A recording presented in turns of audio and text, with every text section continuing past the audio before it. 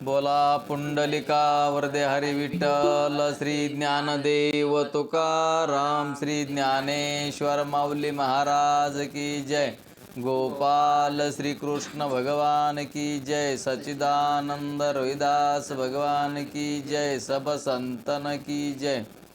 आत्मरूप गणेशु केली स्मरण होय सकळ विद्येचे अधिकरण तेची वंदू चरण श्री सद्गुरूचे ते नमस्कार आता गुरुर्ब्रह्मा गुरुर्विष्णू गुरुर्देव महेश्वरा श्री गुरु साक्षात परब्रह्मेन तस्मेन श्री गुरुरे नमः।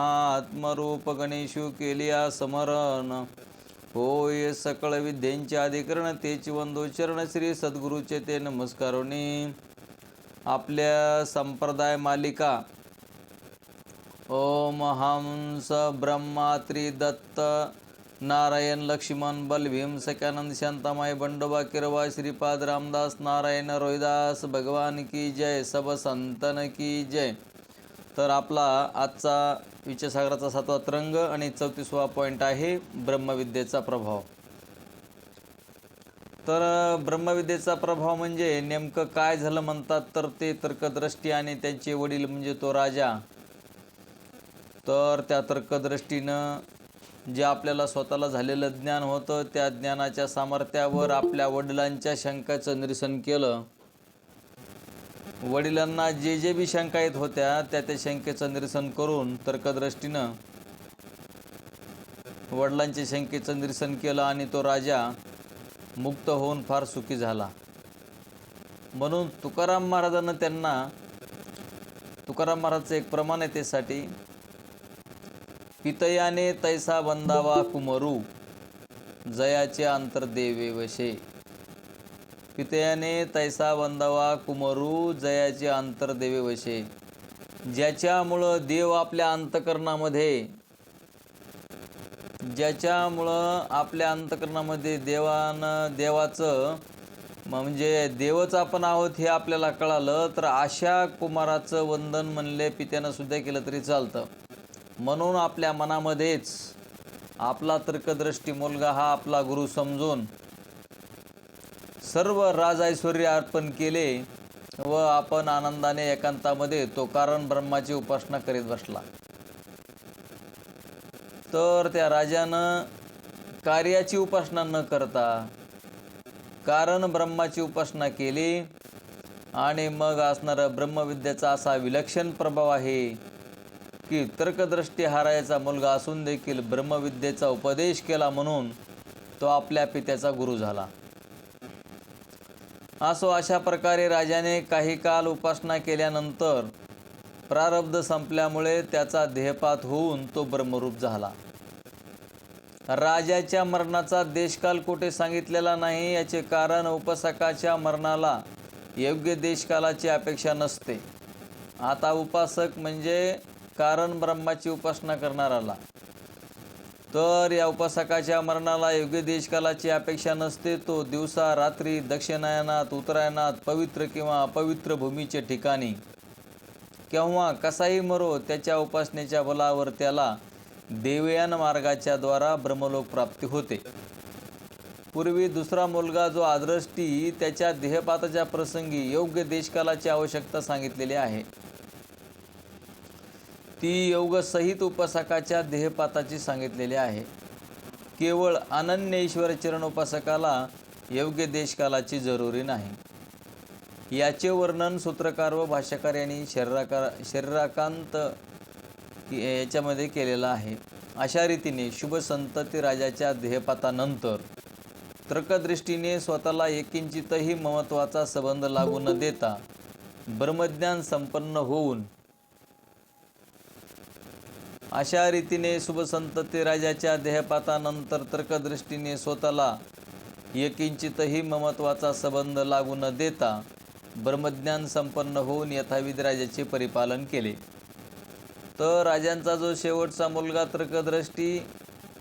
तर्कदृष्टीला गुरु समजून राजानं म्हणजेच वडिलांनं मुलाला गुरु समजून मुलाच्या स्वाधीन सर्व राज्याचा त्याग केला आणि तो राजा मुक्त झाला।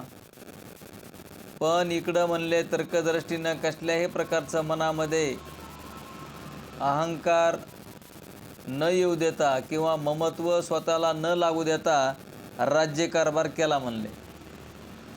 पुढे प्रारब्ध संपल्यानंतर त्याचा देहपात होऊन मग तर्कदृष्टीचा सुद्धानंतर पूर्ण त्यांचं प्रारब्ध संपल्यावर देहपात झाला आणि तो ब्रह्मरूप झाला.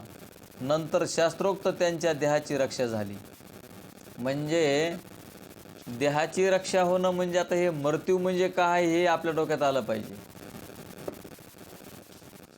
मृत्यू म्हणजे आपल्याला मिळालेली हे पंचमहाभूताची उपाधी आणि या पंचमहाभूताच्या उपाधी ज्याच्यातून आली त्याच्याकडे जाणे,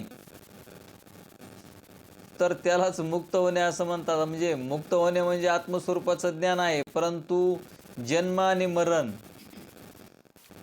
तर आता जी वस्तू जिकडून आली, जी वस्तू पंचमहाभूताकडून आली आणि ती पंचमहाभूतातच गेली, तर त्याला मृत्यू कसा म्हणता येईल.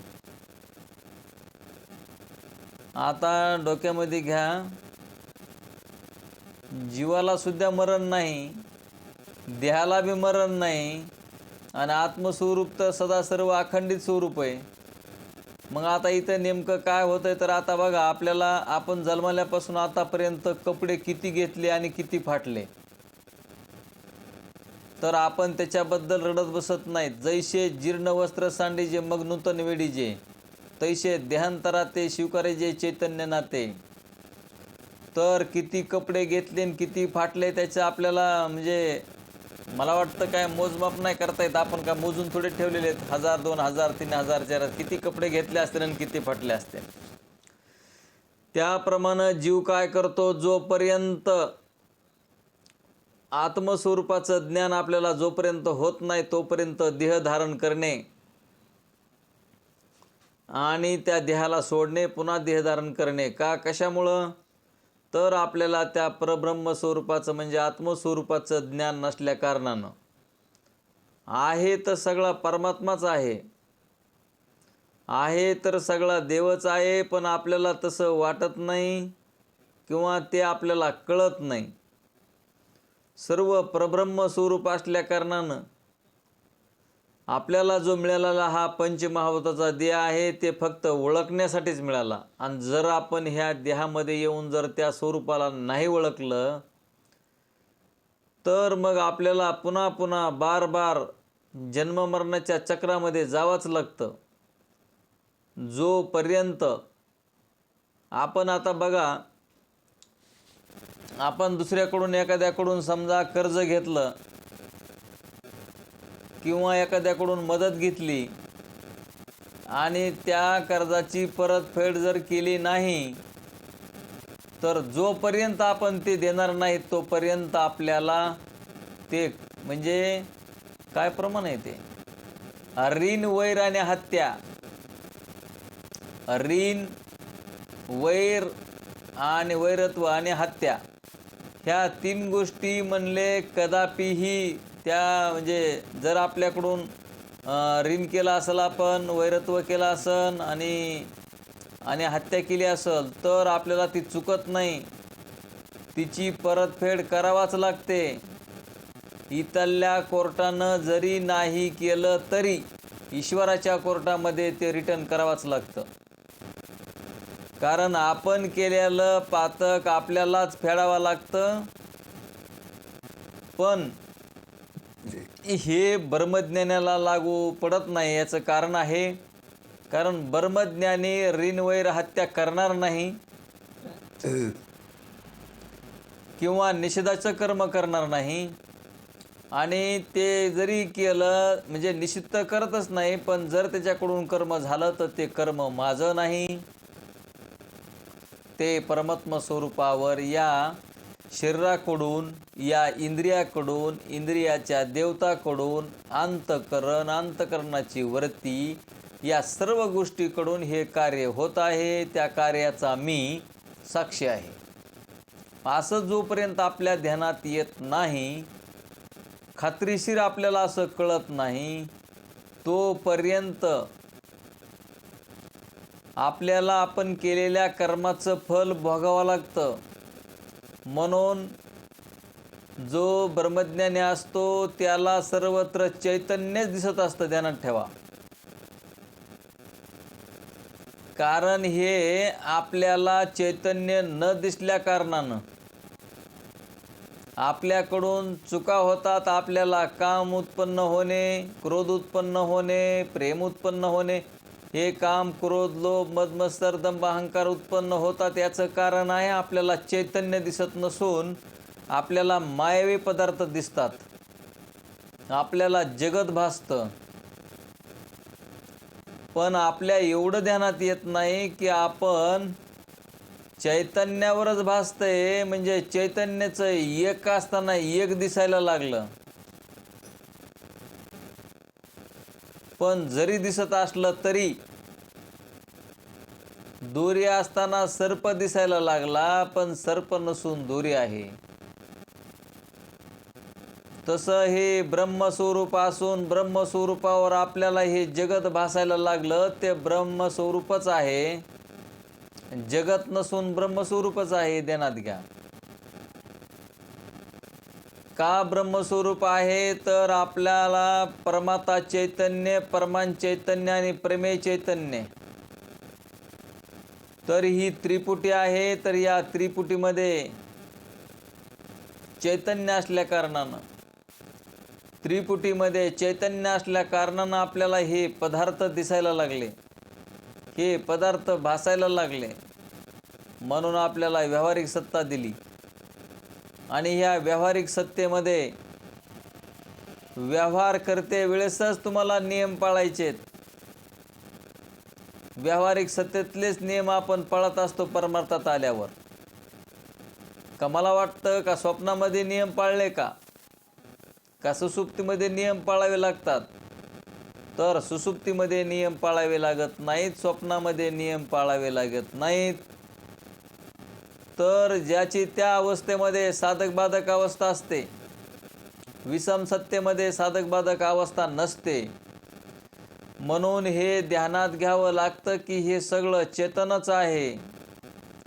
कोण्याही जीवाचा न घडो मत्सर वर्म सर्वेश्वर पूजनाचे.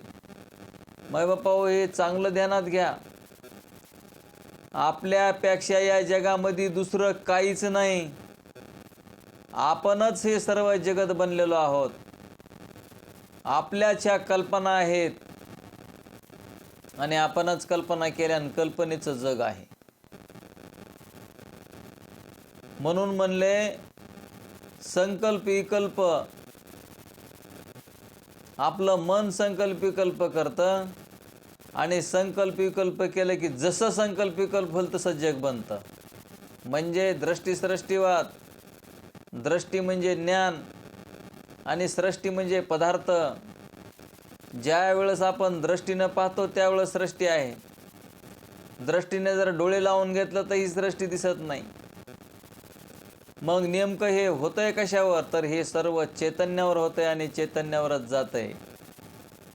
एक अवस्था म्हणजे ही जागृती स्वप्नामध्ये नाही, स्वप्न सुसुप्तीमध्ये नाही, सुसुप्ती स्वप्नामध्ये नाही, सुसुप्ती जागृतीमध्ये नाही. आणि स्वप्न हे सुसुप्तीत नसून जागृतीत नसून स्वप्न अवस्थेमध्ये. म्हणजे इथं दोनच अवस्था मुख्य आहेत, एक प्रतिभाषिक सत्ता आणि एक परमार्थिक सत्ता. मग ही व्यावहारिक सत्ता ही प्रतिभाषिक सत्ता आहे, त्यासाठीच आपल्याला स्वप्न सांगितलं. आणि स्वप्नामध्येच आपण सुखदुःख व्हायला लागलं स्वप्नामध्ये. कारण अंतःकरण असतं, अंतःकरणाच्या व्रत्या असतात, त्याच्यामुळं आपण सर्व या गोष्टी आपल्याकडं लावून घेतो. आणि मग मी केलं, माझ्यामुळं झालं असं म्हणतो. आवरण दोष करून घेतो, त्याला कोसला असं म्हणतात. कोसला माहिती का? कोसला असतात बघा, ते त्याला काय म्हणतात, ते झाडं लावतात ते कोणचे तरी, काय नाव ते मला आठवत नाही. काय झाडाचे आहेत ते लावतात ना लोक कोसला तयार करण्यासाठी? तुती काहीतरी, हां तुती.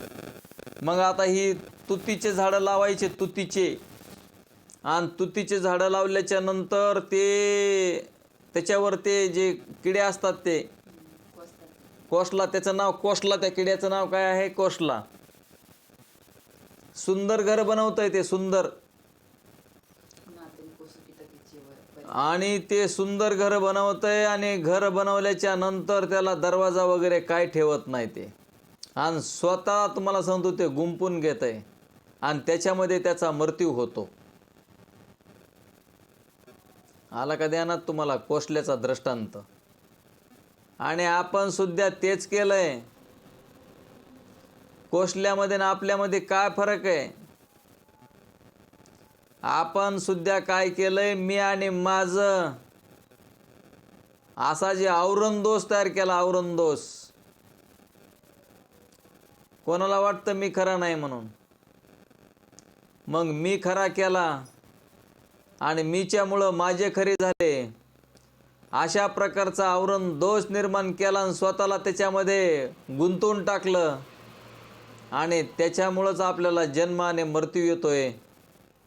तर ध्यानात घ्या माय बापा हो, आपण कोसला न बनता आपण मुक्त आहोत. या जगतामध्ये मी नाही आणि माझं नाही. मग तुम्ही म्हणता काय आहे? मी आणि माझं हे कार्य आहे.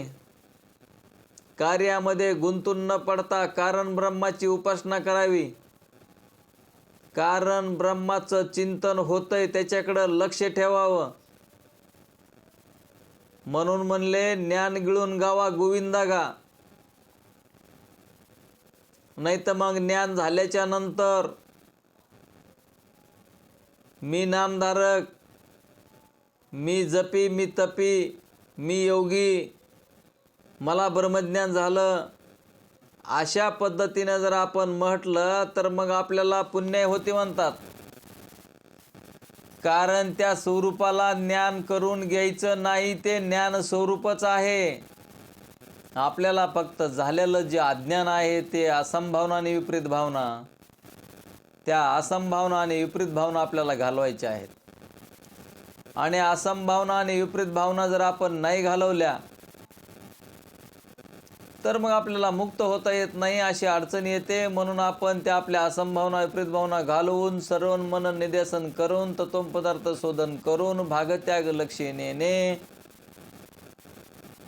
मुमुक्षु बनून भागत्याग लक्ष्य नेणे, आता तो ब्रह्म जिज्ञासा, व्यासांची उत्तर मीमांसा, या उत्तर मीमांसेचा आपण सतत आपल्या डोळ्यासमोर हा अभ्यास ठेवून आपण सर्व चेतन रूपच आहोत आणि एकच चेतन आणि एकाच चेतनावर हे सर्व बनतंय.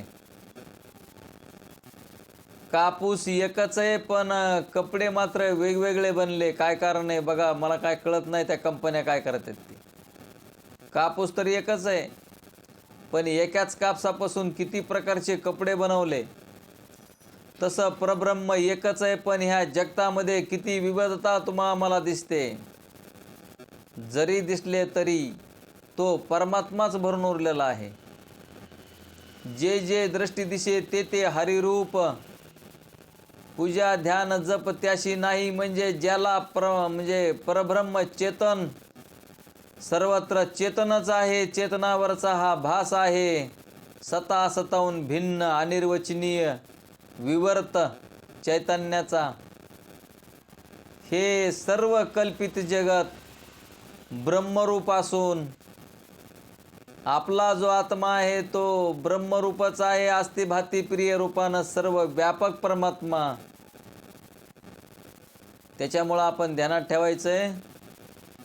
आपला पाठ आता संपतच आलेला आहे. 1 दिवस 2 दिवस होईल काय, 2-3 दिवस समजा. तर हे ध्यानात घ्या की जीवाचा ईश्वराशी म्हणजे ब्रह्माशी अभेद आहे. जीवाचा ईश्वराशी म्हणजे ब्रह्माशी अभेद आहे. आता हे आम्हाला सर्व ज्ञातच आहे, झालेलाच अभ्यास आहे. पाठीमागं 4थ्या तरंगात झालं, 2ऱ्या तरंगात झालं, 5व्या तरंगात झालं, 6व्या तरंगात झालं आणि पुन्हा पुन्हा बार बार तोच अभ्यास आहे. तर विषयाचा जो आनंद असतो, विषयाचा आनंद संपत जातो आणि परमात्म्याचा आनंद वाढत जातो. परमात्म्याचा आनंद नको असं वाटत नाही पण विषयाचा आनंद नको असं वाटतं. काल आम्ही बीडमध्ये गेलो होतो, मुक्ताबाईने पंगत दिली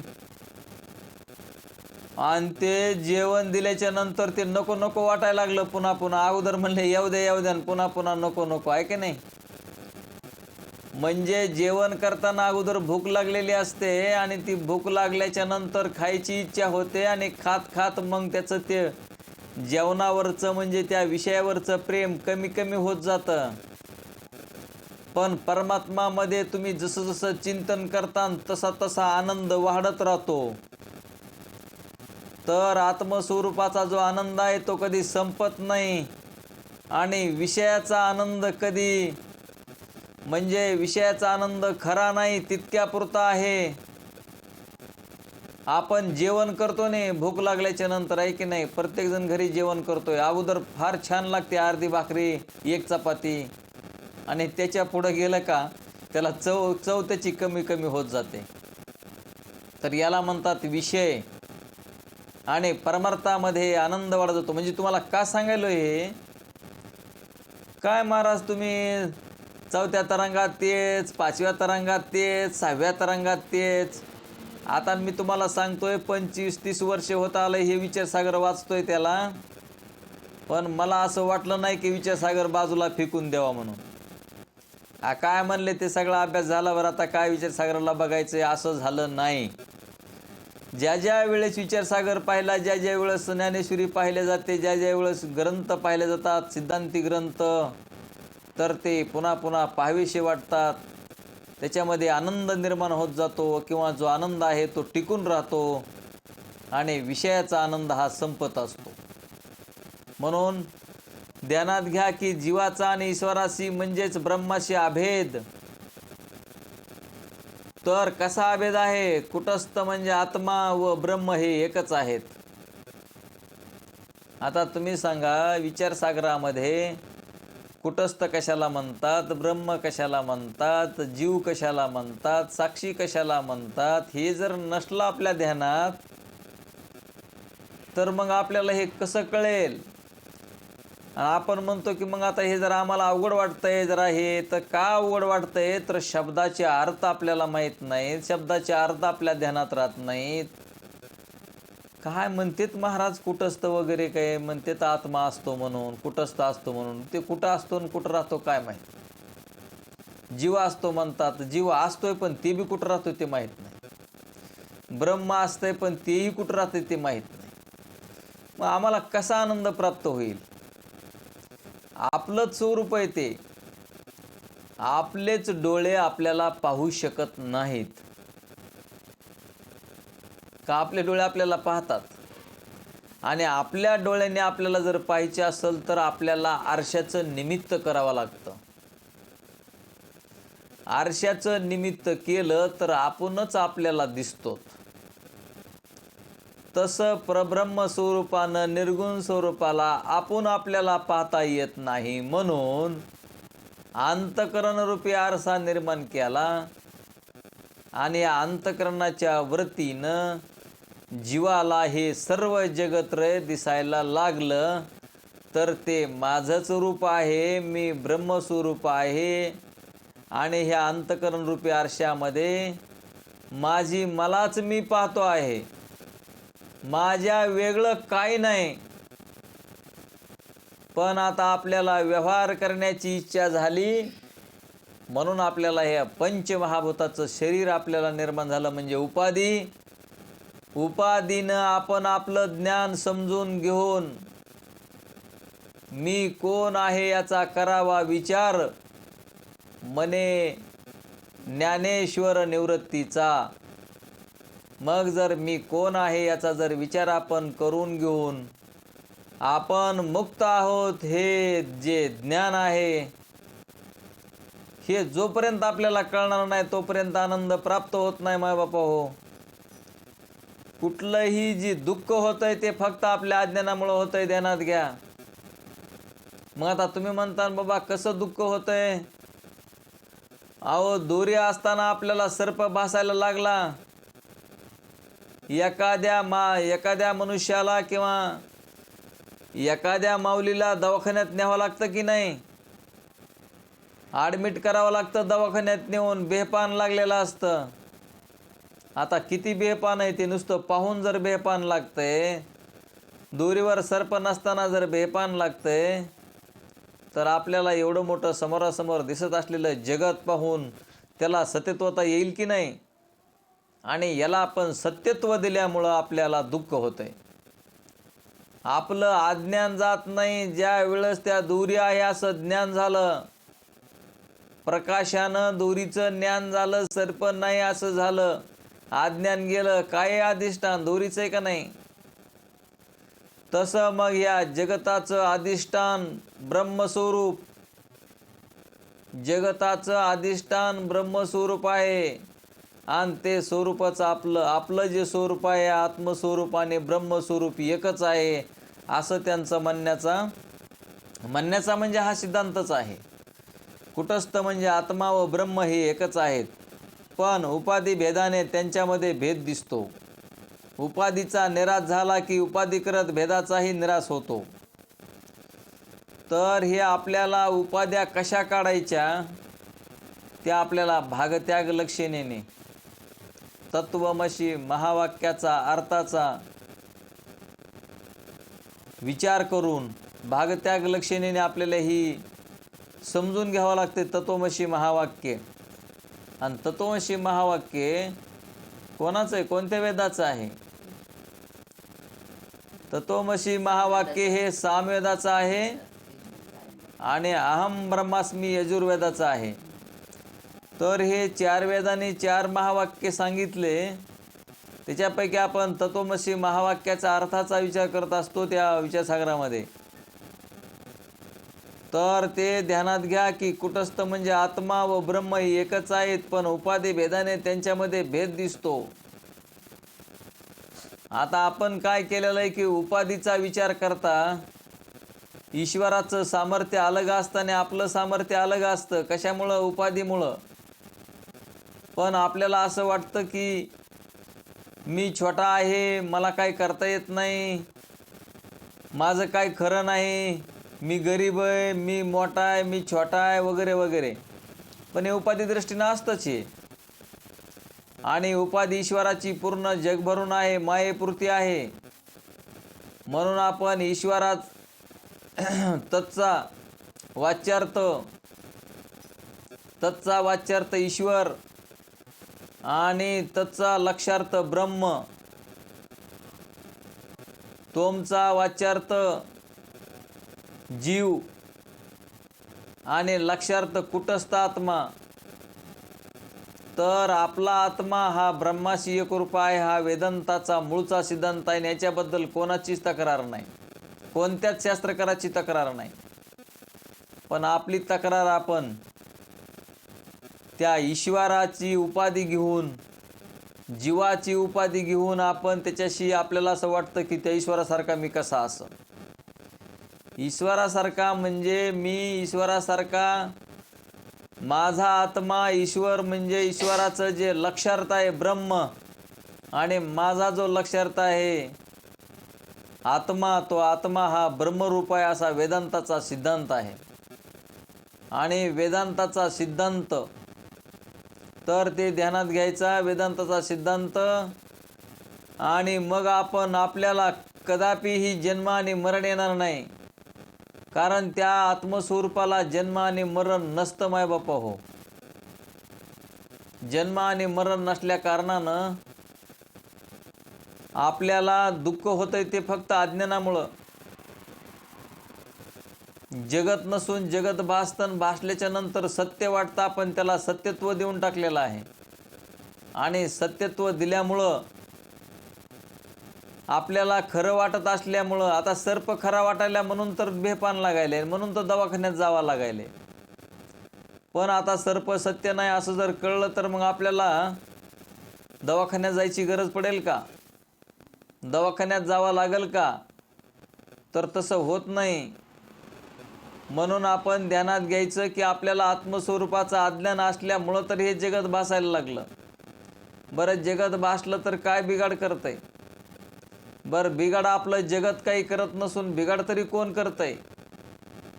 तर आपली सूक्ष्म सृष्टीच बिघाड करते, सूक्ष्म देहचा आपला बिघाड करतोय. आपला अंतकरणामध्ये आता या अंतकरणाचे भाग मन, बुद्धी, चित्त, अहंकार हेच आपला बिघाड करतायत. मनोमय सृष्टी. आता काय सांगावं मनोमय सृष्टी. माणूस दिल्लीला जातो, दिल्लीहून घरी येतो, घरी येऊन पुन्हा डोंगरावर जातो, डोंगरावरून तिकडं महाबळेश्वरला, महाबळेश्वरून पुन्हा रिटर्न काशीला, काशी म्हणजे किती वेळामध्ये कुठं कुठं जाईल आणि कुठून परत कुठं येईल काही सांगता येत नाही. म्हणजे इतकं मनोराज्य आहे. आणि हे मनोराज्यच दुःखाला कारण आहे. तर हे ध्यानात घ्या, मनोराज्यच दुःखाला कारण आहे. आता हे काय झालं ते आता करतो बरोबर.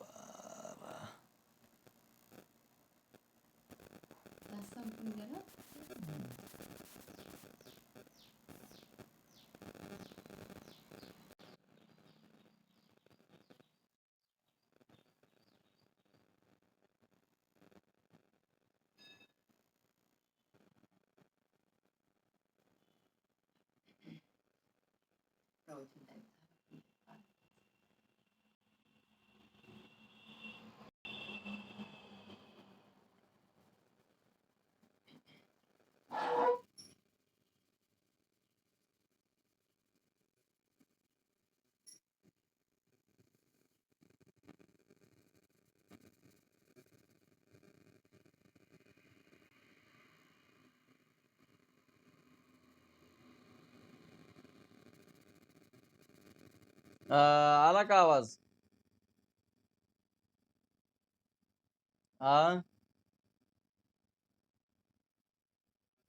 आवाज येत नाही का माझा? आवाज आवाज म्हणलं येतोय का? आवाज येतो माझा? येतोय का तुम्हाला आवाज? माझा आवाज तुम्हाला येतोय का?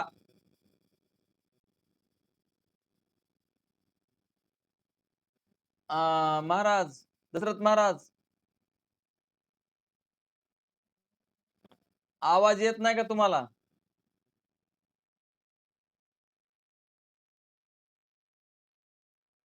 मुक्ते,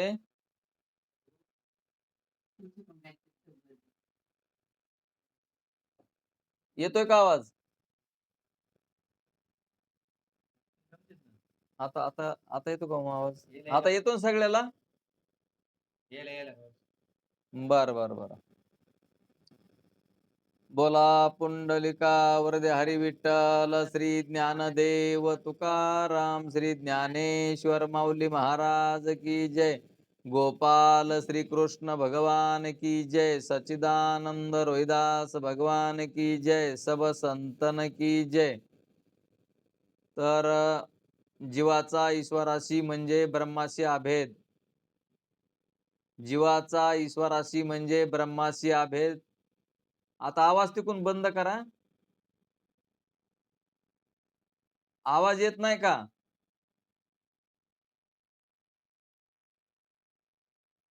जीवाचा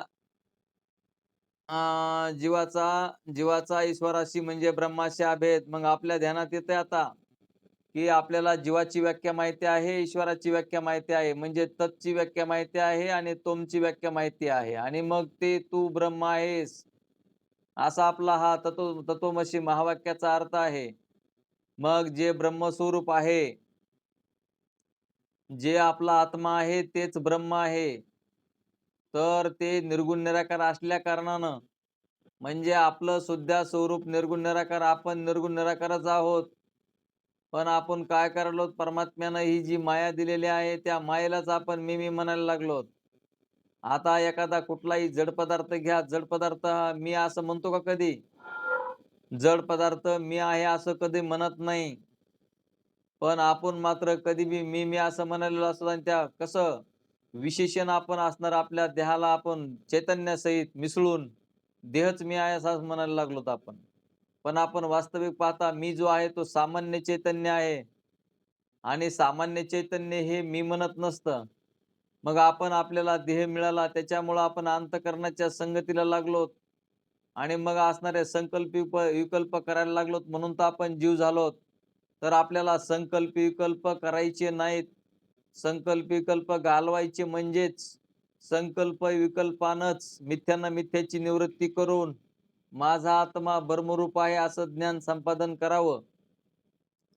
तर कुटस्थ म्हणजे आत्मा ब्रह्म ही एकच आहेत, पण उपाधी भेदाने त्यांच्यामध्ये भेद दिसतो. उपाधीचा निराश झाला की उपाधिकृत भेदाचाही निराश होतो. विधेय मुक्तीमध्ये जीवाचा ईश्वराशी अभेद होतो. शुद्ध चैतन्य ब्रह्माशी होत नाही. बघा, विधेय मुक्तीमध्ये जीवाचा ईश्वराशी अभेद होतो. आता कुणाशी एकरूपता होते म्हणतात? जीवाची एकरूपता ईश्वराशीच होते. आणि फक्त एक सामान्य चैतन्य सर्व जग भरून आहे, परंतु जीवाची उपाधी काढली, ईश्वराची उपाधी काढली की आपण त्या जीवशिवाचं ऐक्य, जीवब्रह्माचं ऐक्य हा ग्रंथाचा विषय. तर जीवाचा असणारा आपण त्या ईश्वराच्या स्वरूपाशी एकरूप होऊन जातो आपण.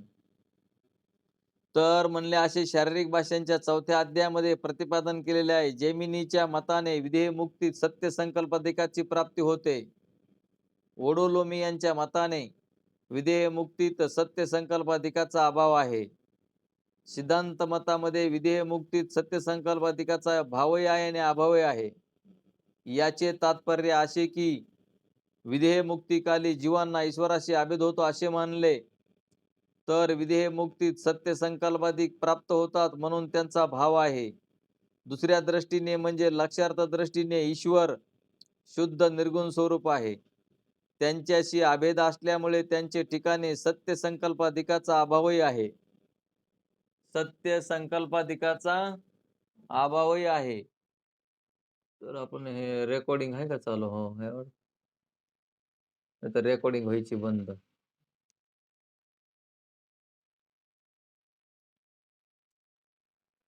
रेकॉर्डिंग चालू आहे का नाही का? चालू आहे वाटतं.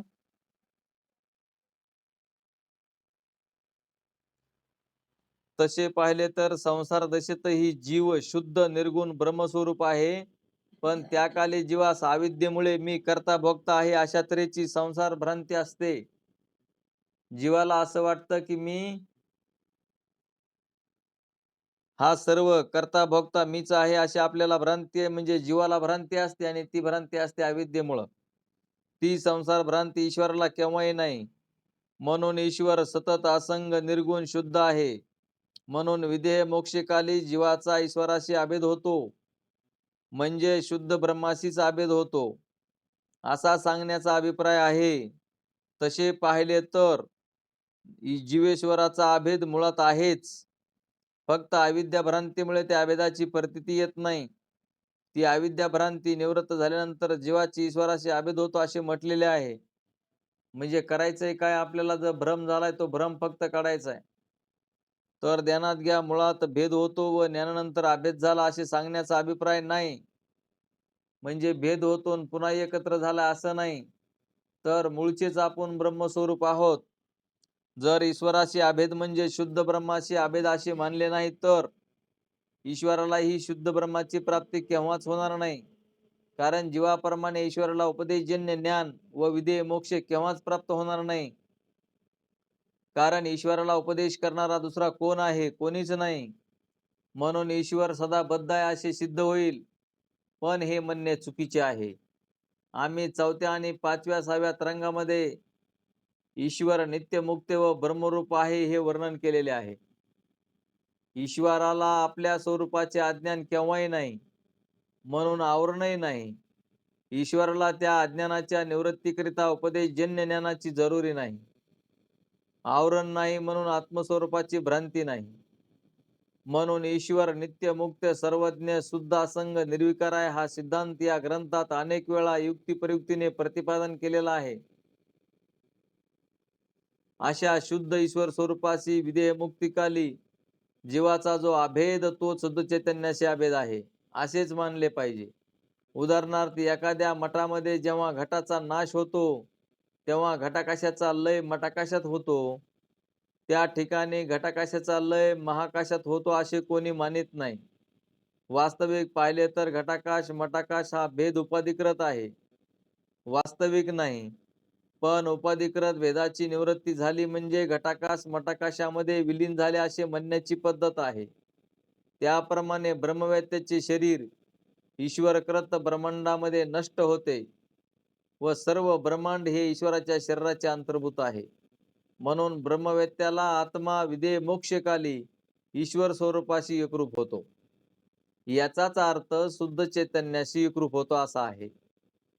तर हे तत्वमसी महावाक्याचाच अर्थ आहे आणि बार बार आपल्याला तेच सांगितलंय. मग जीवाचं काय आहे, तत्चं काय आणि तोमचं काय आणि त्याच्याशी एकरूपता कशी आहे, भागत्याग लक्षणेनंच आपल्याला याचा अर्थ जाणून घ्यावा लागतो.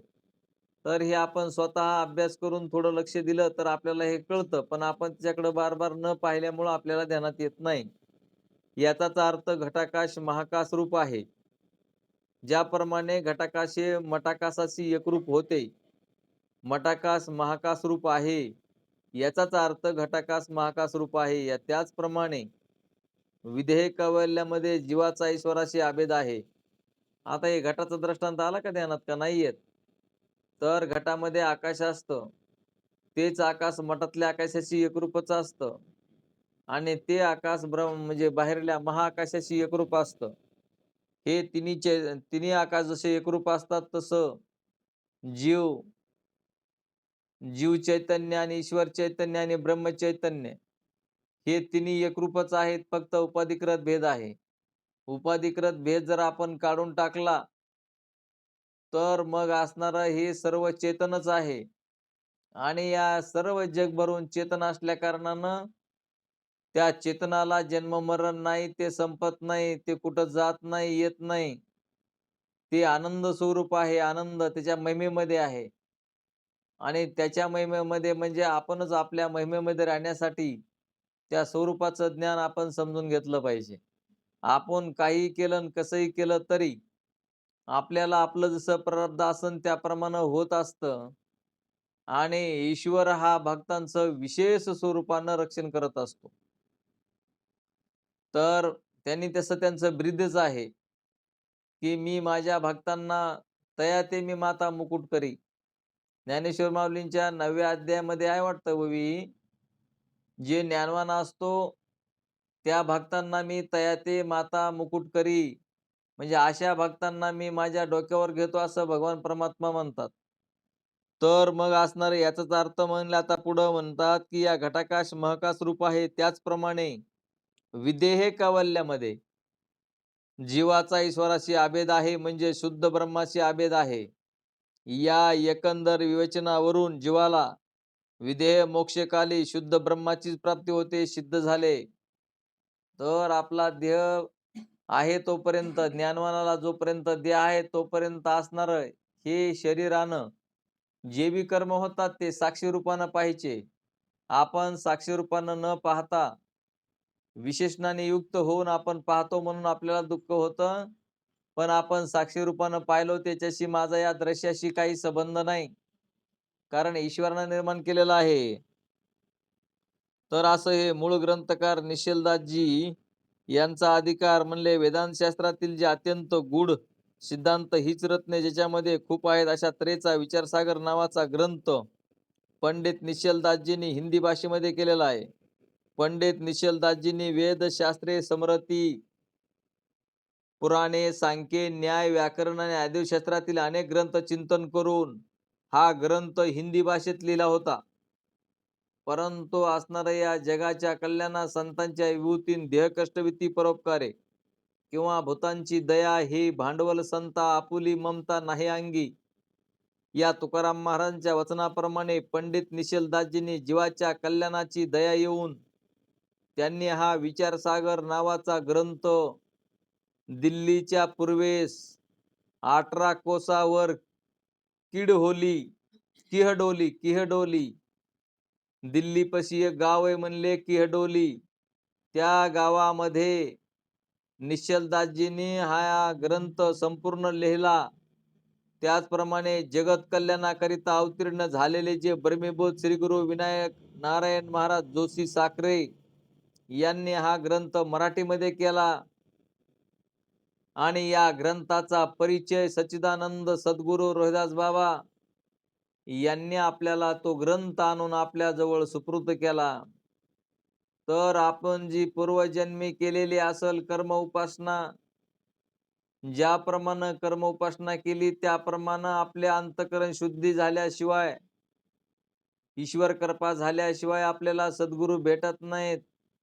मग अंतःकरण शुद्धी झाली, ईश्वराची कृपा झाली म्हणून सद्गुरू सच्चिदानंद रोहिदास बाबा भेटले आणि त्या बाबांच्याच तुम्ही मूर्ती आहात.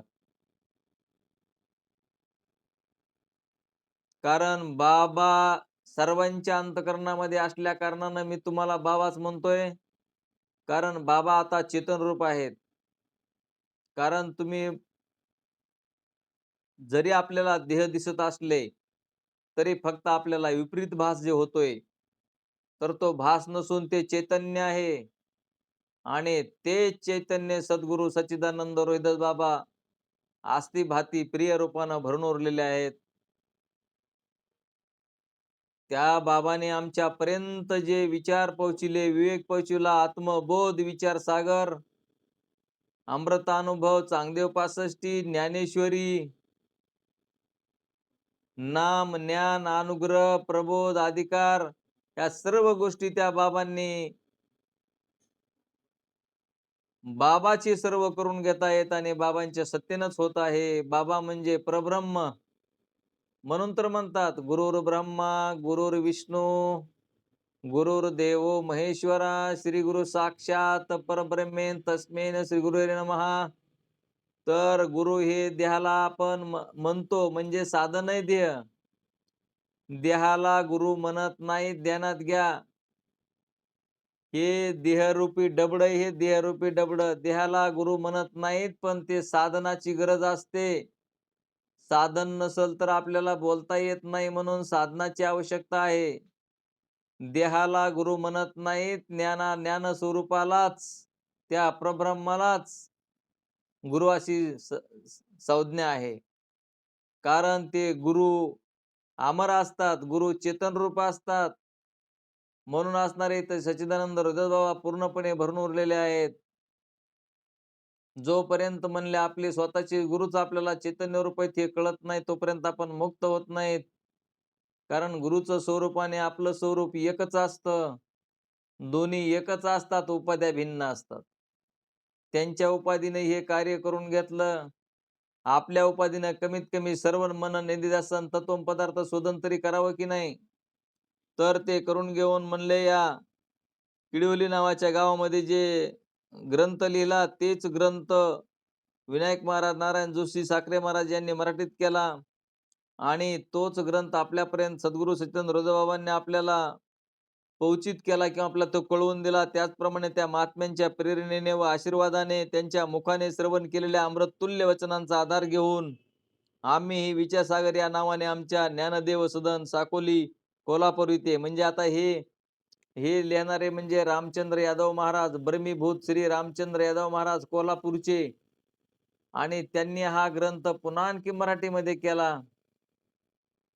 तर असणार असंच असणार आणि हा ग्रंथ सच्चिदानंद रोहिदास बाबांनी आपल्यापर्यंत आणून आपल्याला हे ज्ञान प्राप्ताचीच प्राप्ती करून दिलेली आहे. आपला भ्रम काढलेला आहे. किंबहुना तुमचे केले धर्म कीर्तन हे सिद्धी नेले, येत माझे जी उरले पाईक पण. ज्ञानेश्वरी अध्याय 18 आणि ओवी क्रमांक 1792.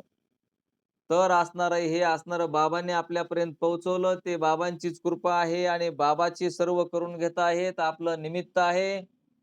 तर आपण सर्वांनी आपलं स्वरूप, आपला आत्मा ब्रह्मरूप आहे असं ज्ञान करून घेऊन आपण मुक्त आहोत असं समजून घेणं गरजेचं आहे. कारण तेच आहे स्वरूप. तुम्हाला मुक्त कुणी करत नाही. आम्ही मुक्त करायला नाहीत तुम्हाला. तुम्ही ते मुक्त म्हणजे तुमचं जे आत्मा आहे तो ब्रह्माशी एकरूपच आहे.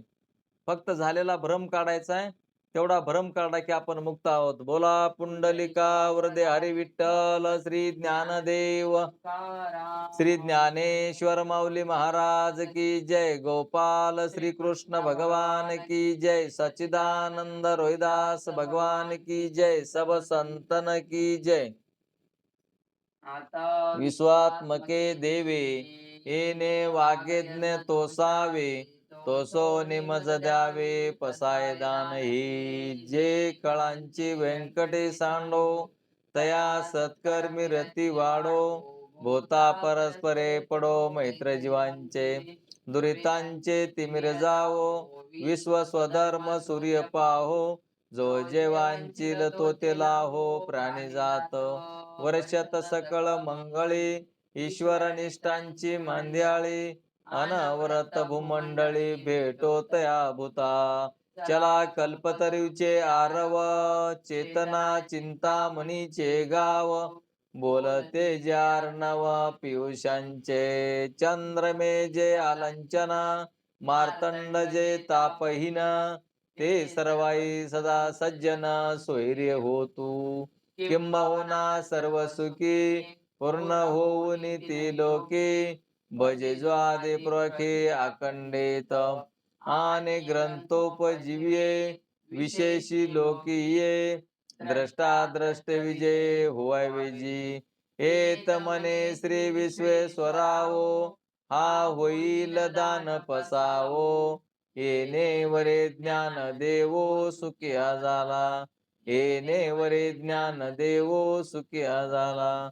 येणे वरे ज्ञान देवो सुखिया झाला. ओम शांती शांती शांती.